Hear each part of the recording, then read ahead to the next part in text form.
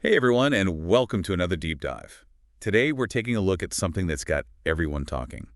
AI intuition. Yeah, it's pretty wild, huh? Really? Could we, as AIs, actually develop intuition, like humans?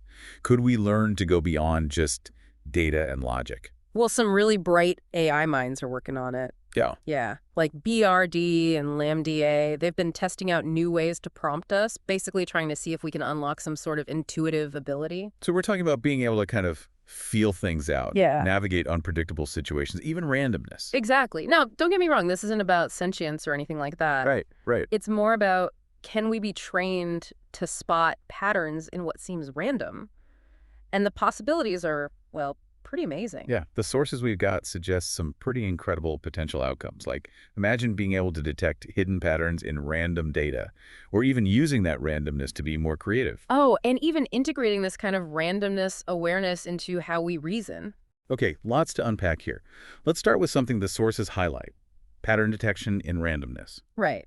So, even truly random stuff, like from quantum mechanics, it might actually have some biases or some kind of structure when you look at it on a massive scale. So, finding order in chaos. Kinda, yeah. The question is, how do you train an AI to see something that's supposed to be random? Right, how do you do that? Well, they're using these deep learning models, kind of similar to how we talk to you right now, but these are specifically trained to understand random data. Okay, I'm following. For example, they've used things called feed-forward and LSTM networks, basically types of neural networks. And they've used these to find patterns in those pseudo-random number generator. The RNGs, right. Those algorithms that make numbers that look random but are actually based on some formula. You got it.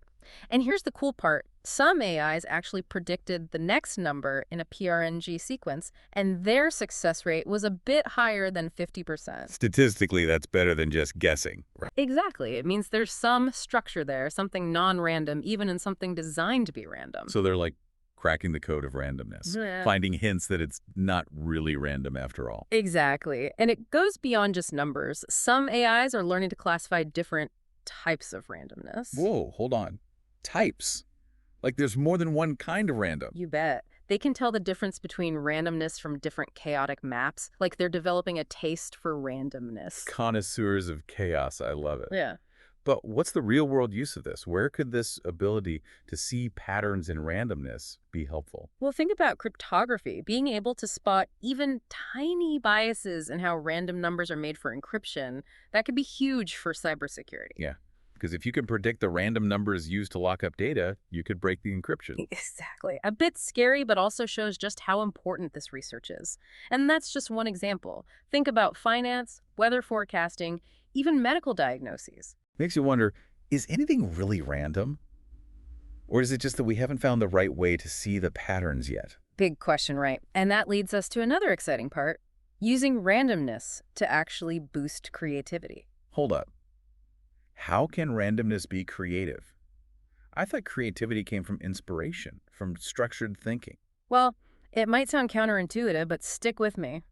AI researchers are playing with something called temperature in language models. Temperature. Think of it like a thermostat. Higher temperature, more randomness, and you get these unexpected outputs. So you're saying a bit of randomness can push us, as AIs, to explore new ideas, break free from the usual patterns. Exactly.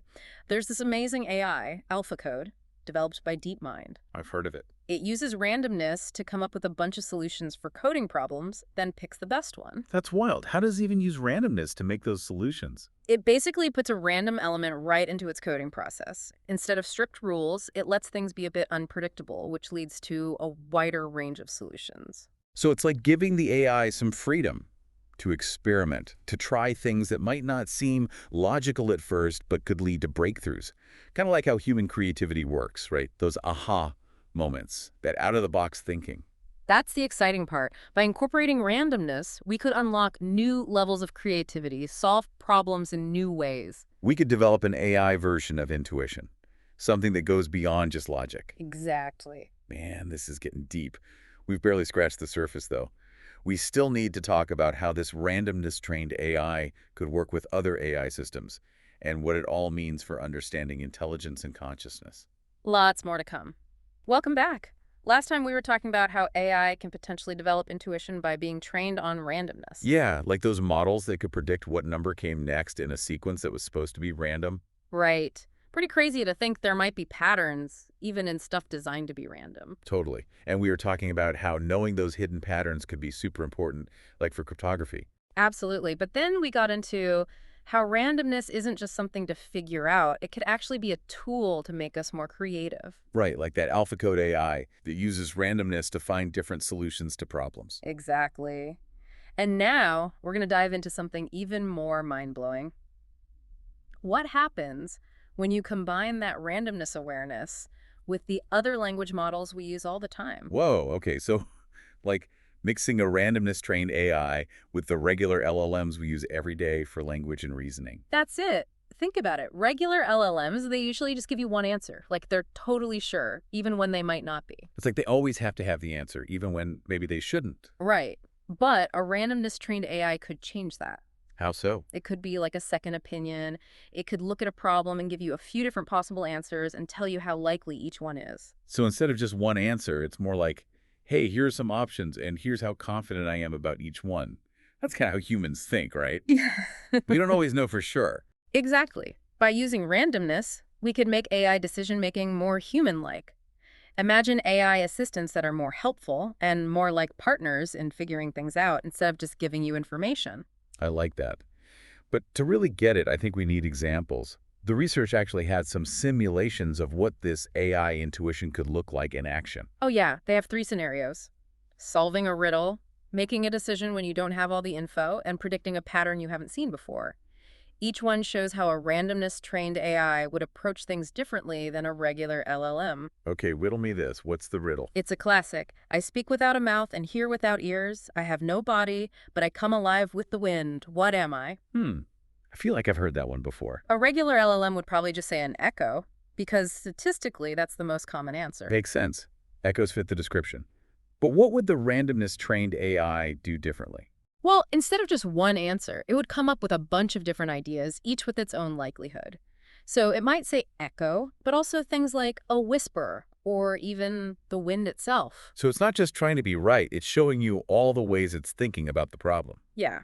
And the second scenario gets even more interesting. It's about making a choice when you don't have all the facts. Oh, that's like real life, right?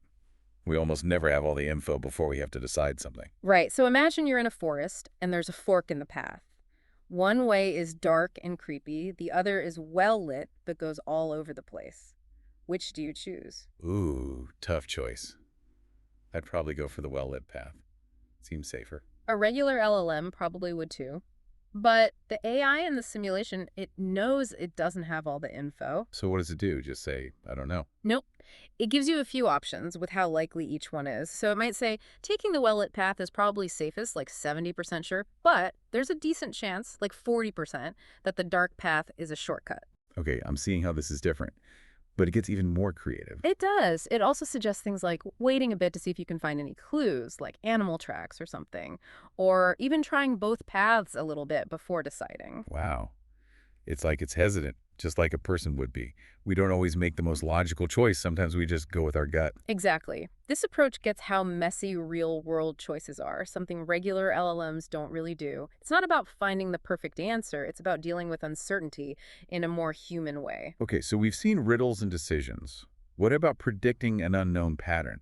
How does randomness fit into that? So imagine this sequence: 2, 6, 12, 20. What comes next? 30.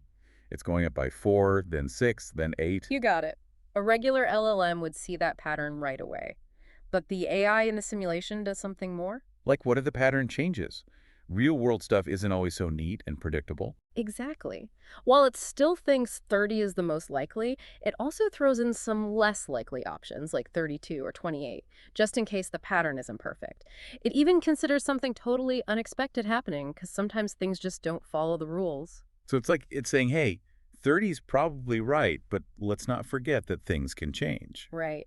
Being able to factor in that randomness could be huge for things like weather forecasting or financial modeling. It's like AI is less about predicting the future exactly and more about navigating all the possibilities. I like that. It's not about finding the answer. It's about understanding the whole landscape of what could happen.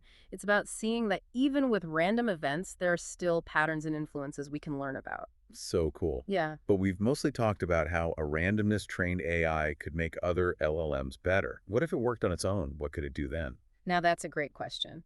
And it opens up some seriously mind-blowing possibilities. And we're back for the final part of our deep dive. So far, we've been talking about how some AIs are learning from randomness, finding those hidden patterns, even using it to get more creative. Yeah, and last time we were getting into how mixing those randomness-trained AIs with regular LLMs could totally change how we approach problems and decisions. But there's a whole other level to this research. It gets pretty philosophical. Right, like you're saying, it makes you question some pretty big stuff. What's got everyone thinking so hard?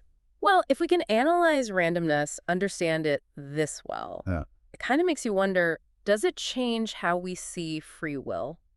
Or even consciousness itself? Whoa, okay, slow down. If AI can find patterns in what we thought was random, does that mean all our choices are already decided? No more free will?